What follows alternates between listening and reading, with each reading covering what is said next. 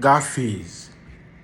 Replace TINUBU to avoid further embarrassment, ATIKU's camp tells APC.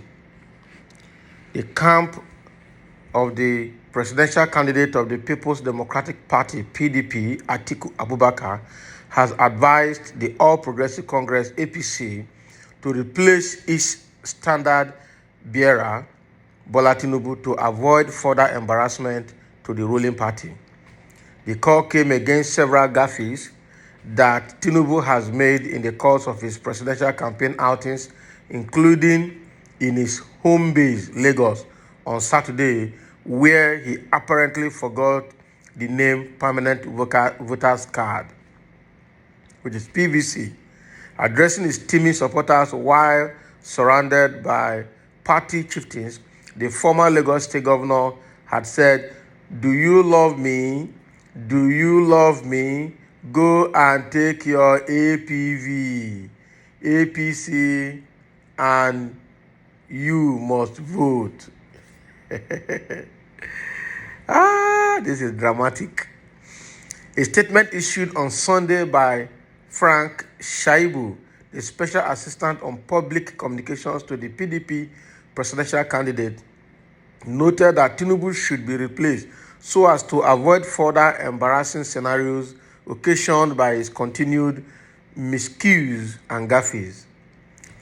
The ATIKU's camp also pointed out that Tinubu should only be contesting to be the Grand Comedian of the Federal Republic and not Grand Commander of the Federal Republic, going by his utterances. Wow.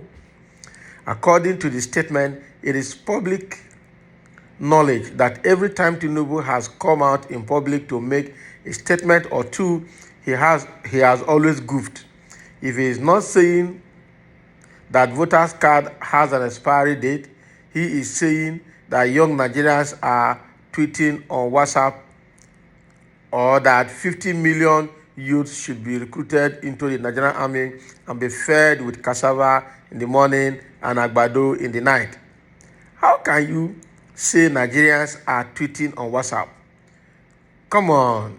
Is that the kind of person we want to hand 21st century Nigeria over to?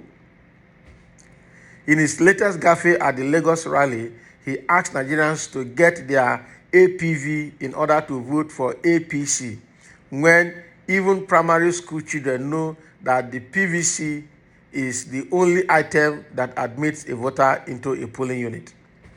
Without mincing words, Tinubu's gaffes already supply comedians, skit makers, meme makers, and TikTokers with content. He is a self-writing joke and will make Nigeria a byword for scorn among the Committee of Nations, which is why he shouldn't get close to power. Truth be told, lack of mental depth, complicated by dementia, occasioned by old age, is the most misrecommended criterion against a Tinubu presidency, and examples abound to buttress these points. Just listen to any of his extempore speeches, and what you find is a lack of coherence, logic, and verve. It is for the purpose of unmasking the real Tinubu and exposing him for who he really is that we have challenged the APC standard bearer to an hour-long television interview. The statement further observed that the APC's 7.5-year reign is a sad reminder of Nigeria's arrested development since 2015 when they came to power. It also noted the most compelling reason for the APC to be deregistered is the fact that it has driven millions of Nigerians deeper into poverty since 2015, when it has been ruling the country and spent trillions of naira procuring hunger, darkness, and insecurity. If the APC are not keen on replacing this disaster of a candidate, they should, in the alternative, apologize to all Nigerians for bringing them nothing but the suffering of unquantifiable proportion since 2015, and proceed to make a solemn pledge not to have anything to do with governance, especially with the February 25. The election is fast approaching. The statement maintained that the remarks credited to Tinubu on Saturday, November 26, 2023, where he labored, albeit unsuccessfully, to paint the People's Democratic Party presidential candidate as ungrateful and overambitious, as not only offensive but reckless. The statement added, instead of attacking ATIKU, he should have dissipated that energy on telling Nigerians about himself, especially at this time when it is said at various fora that the only thing that is real about Tinubu is his person, and that every other ascription on him is a borrowed robe. To be sure, Nigerians believe that Tinubu should come in the open to effectively disclaim the allegation that his name, as it appears on public document, is not his name, that the parents he claimed were not his, that the certificates he claimed to be his are not, and that the schools he claimed to have attended didn't know him. Wow. The issue of which schools he attended is already in the public domain, as only few months ago he told the Independent National Electoral Commission, INEC, that he didn't attend primary and secondary school. The former Lagos governor, however, claimed he had 2 degrees from 2 American universities, which he further stated had been stolen by unknown soldiers during the military junta of the 1990s.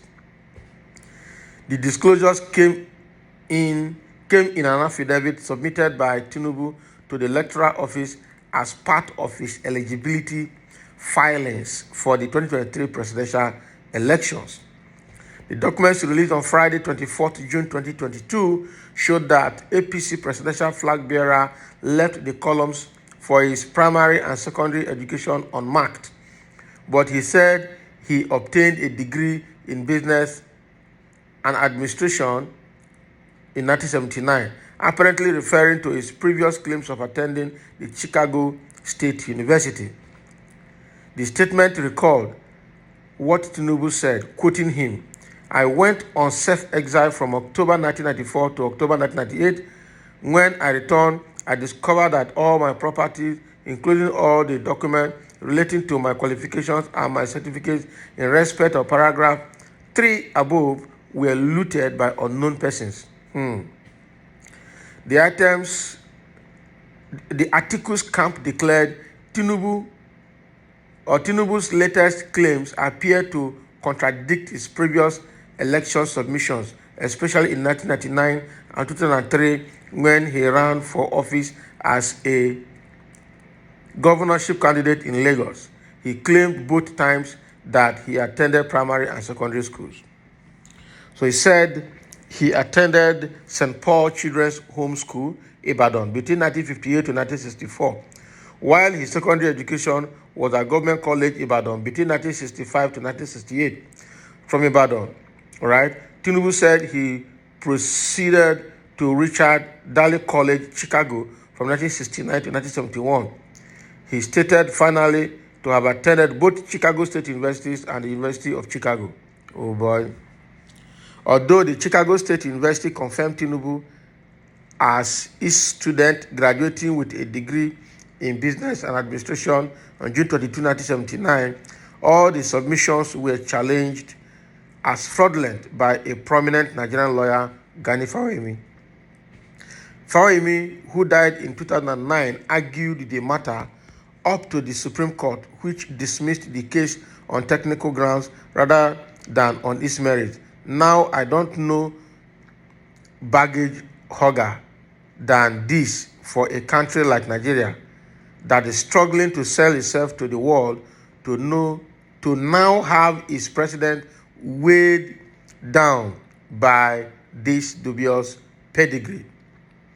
Ask Bode George about the source of Tinubu's stupendous wealth, and what you will hear is a story of how Jagaban of Bogu has placed the entire machinery of Lagos State under his firm personal control and is milking the state dry.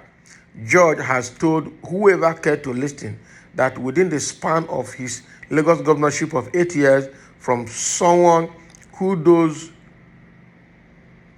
who knew him said was passably well-to-do, Tinubu grew a monstrous wealth such that within his period, he also acquired a humongous political influence in Lagos and outside of it. But the George's position is difficult to ignore. It is an open secret that Tinubu has substantial interest in virtually every sector of Nigeria's economy, ranging from oil, aviation, banking and finance, real estate, and the media, all courtesy of money he made from being governor of Lagos State for only 2 terms of 8 years. Of course, there are no easy traces of these investments as they are funded in the names of shells and proxies. But no one needs to be told that it is all wealth without work. It is Lagos State's money. So what morality will Nigeria be preaching by having a president of such questionable makeup? Tinubu may be a successful politician whose lifetime ambition is to be president of Nigeria, but it takes more than being a politician to become a Nigerian's president. Among other things, it takes credibility.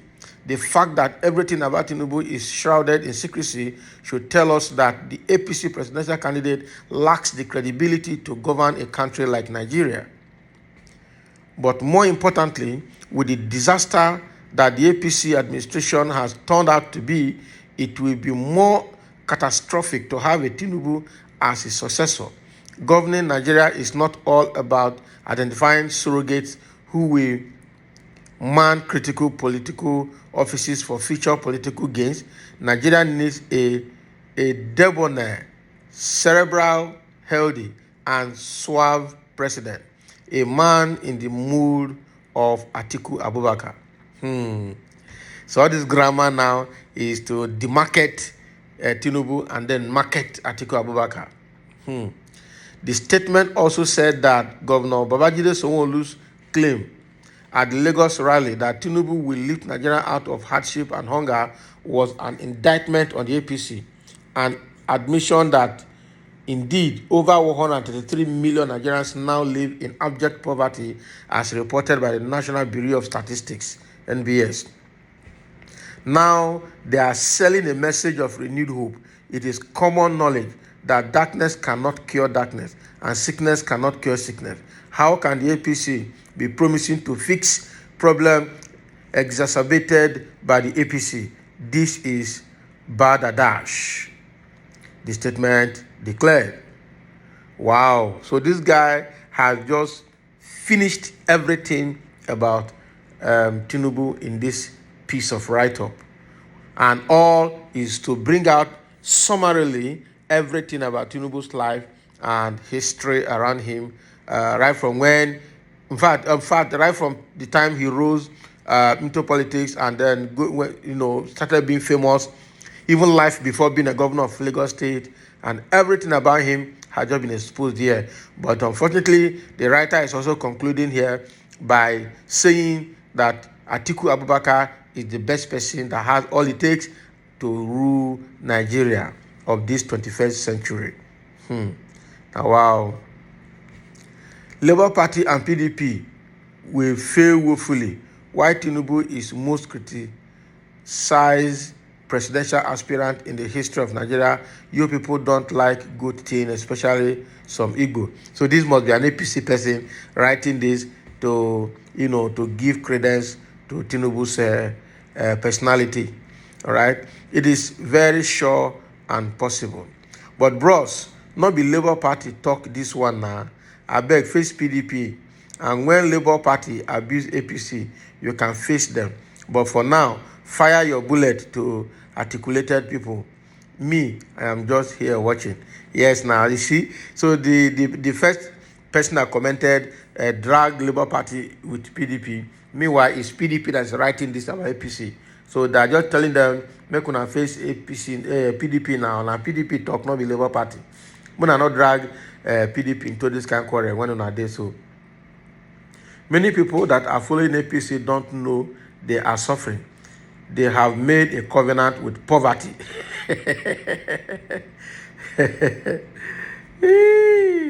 So another person is asking the question, thank you, Mr. What is your age in 2015? For where, what you want to take your age do? The question, what you write now, true or will not be true? Make we go do fact finding, fact check, all right? Somebody say, you have said it all, bro. You know? So actually, what has been written here are the things that have been circulating in social media over the years, and there are really not new things to the ears of every average Nigerian. So it's something that we really need to consider very well, do proper facts check before we commit ourselves into voting anybody in next year. So thank you for listening, and let's have your comment below.